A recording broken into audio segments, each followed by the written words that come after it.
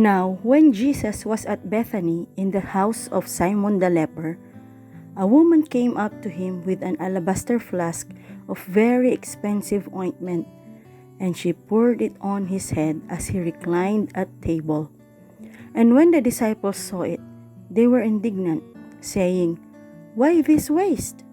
For this could have been sold for a large sum and given to the poor." But Jesus, aware of this, said to them, "Why do you trouble the woman? For she has done a beautiful thing to me. For you always have the poor with you, but you will not always have me.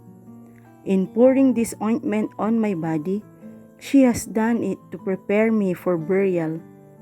Truly, I say to you, wherever this gospel is proclaimed in the whole world, what she has done will also be told in memory of her." Matthew 26, verses 6 to 13.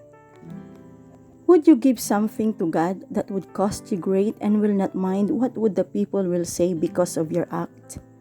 The story of the woman who poured out an expensive alabaster jar of perfume to Jesus' feet did it.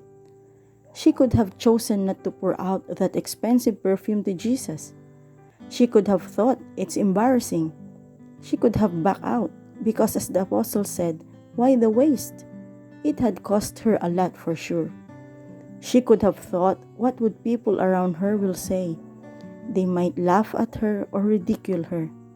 But she didn't. She didn't hesitate to go near and pour out that expensive perfume on Jesus' feet.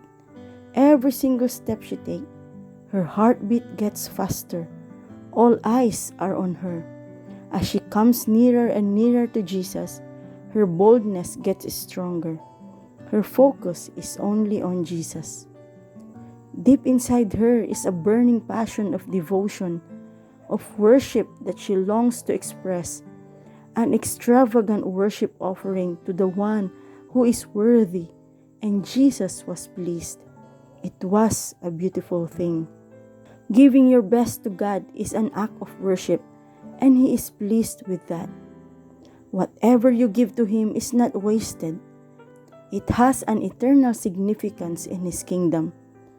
There will be people who will think what you are doing for God is a waste, a time-consuming effort that goes to nothing. But when you do something for Him and give your best, it doesn't matter who will oppose you. It doesn't matter who will disagree with you. It doesn't matter who will laugh at you. It doesn't matter who will belittle you. For what He will say to you is the only thing that matters. And just like that woman, that her story will be remembered wherever the gospel is preached, so are you. You can make a legacy of making Jesus known to the people using the giftings and talents that God has given you, and make an impact in whatever area of influences God had called you to be. Are you willing to give your best to God, no matter what the cost? May this short message encourage you today. Thank you for listening, and God bless.